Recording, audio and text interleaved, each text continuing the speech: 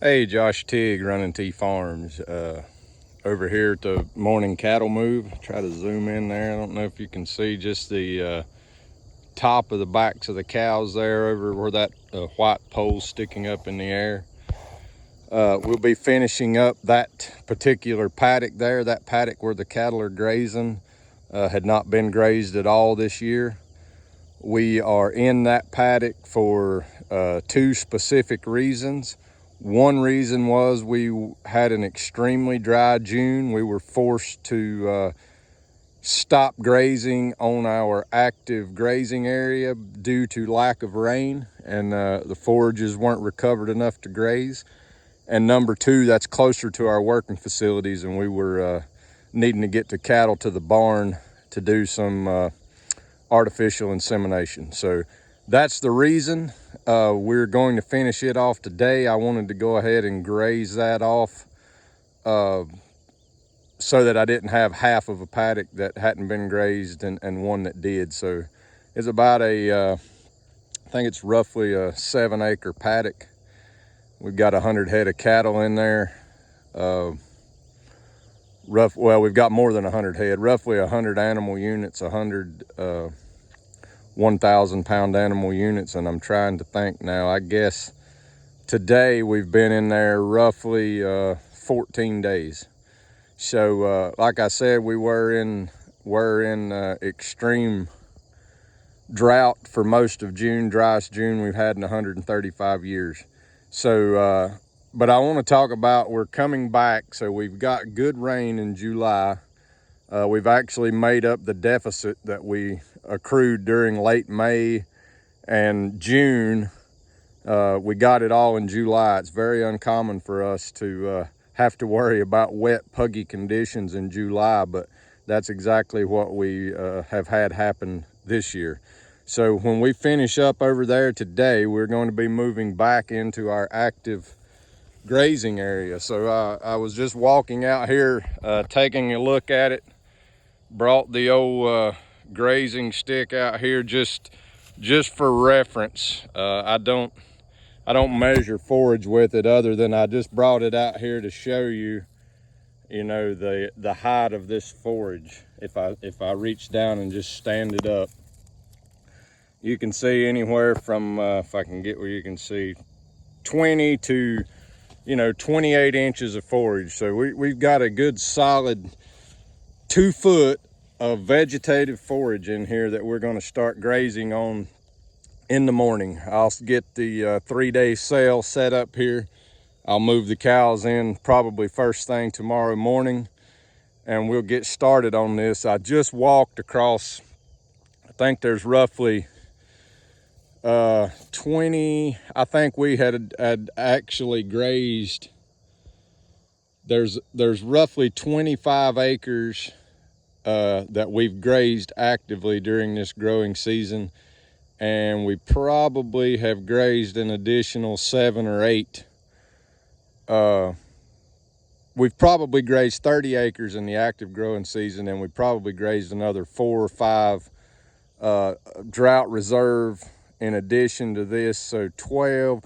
We've maintained 100 head of cattle this growing season on roughly 40 acres so far, and there's enough grass here. We'll finish out the growing season on that same 40 acres with stockpile to graze afterwards. So a testament to high stock density non-selective grazing.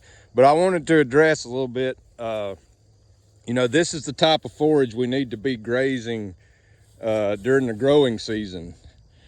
When I posted the video that we were grazing, season-long stockpile, the only reason that we were grazing that during the growing season was because we had got into severe drought and we weren't seeing the recovery. So to avoid overgrazing our grass, we just simply moved over in some of the stockpile, of which we have a ton of. Great insurance policy. I'm just going to walk a little bit, and you can take a look at this grass. It doesn't matter where I set this stick down, and stand the grass up, you know, good solid, like I said, 20 to 28 inches of forage. This grass is not likely going to go to seed due to the time of the year and all, but these the grass blades are nice and laid over. I know that the protein to fiber energy there, so there you go, more 24, 26 inch. We know that the energy to fiber is very good, so we're gonna get started on this. So this paddock I'm standing in right now, when we started grazing here back in April, we harvested 200 cow days per acre on the first pass. Second pass, we harvested about 100 to 115 or so. I can't remember exactly. I suspect we will harvest 100 to 120, maybe more on this pass. We'll get it penciled out. But I've kind of got a goal on my active grazing. And so keep in mind that we're going to do this having experienced the driest June in 130 years. Almost all of the corn crops around here that were planted early completely failed. That's how dry we were. So I have a goal to get to, you know, 400 plus cow days per acre during the growing season on our forage, because on average we usually are able to harvest in the winter somewhere around 200, 250. It's not because we're not growing more forage. It's simply it gets wet in the winter and we end up, our harvest efficiency drops considerably due to wet conditions, so we don't destroy the ground. I see a path forward for us to be able to maintain 1,000-pound animal unit per acre with zero hay feeding. We don't feed any hay. As we continue to improve our genetics and our land, I think it's completely doable that we'll be able to stock at 1 animal unit per acre with 365-day grazing. Of course, we will monitor and adjust if we need to. Just thought I would walk over here. So this is some of the growing season long stockpile here. And there's a lot of grass here. This was over 4 feet tall. I will note, you know, that we've got some dead stems down in here. But if you can see all these blades, those went to seed, fell over. Now we've just got a mass of new growth vegetative grass coming up through this that we will graze this winter. So I just wanted to point that out. I know some people get hung up on grazing taller, more mature forage. And I want to say that the growing season is not the place for that. We need to get the best condition possible on these cattle. During the growing season, we need to be getting good gains on our calves, and we don't do that by grazing over mature forage. But it is nice to have that when you get in a situation like we did this year with severe drought. So we had it. We didn't overgraze a single grass plant on our farm due to that drought. We kept our animal performance well enough that we didn't have to supplement any hay feeding. We didn't overgraze. We got some rain, and boom, we've got 24, 28 inches of vegetative grass here that we're going to start on in the morning. So this, if you guys that watch my videos, you know this was grazed non-selectively twice. We grazed 90+% of this forage off twice, right before severe drought, driest June in our history. And everybody says, oh, if you graze non-selectively and it stops raining, you're just going to kill all your grass. I hope this, you know, and it doesn't matter where I go. you know, 26 inches of vegetative grass there. I hope this alleviates your concerns about high harvest efficiency grazing, non-selective grazing. It's all about rest and recovery. It's all about how the plant was treated before it was grazed. So nobody is saying that if you come out here and repeatedly graze a plant to the ground before it has recovered from the prior grazing, that's beneficial to the soil, that it's beneficial to the plant. It's absolutely not. If you do that, you will kill the plant and you will damage soil life.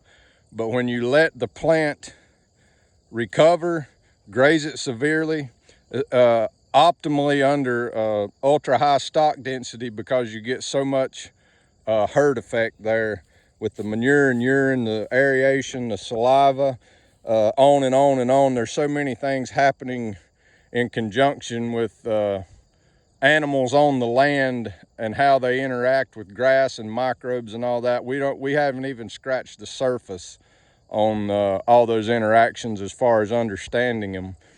And the great thing is we don't have to.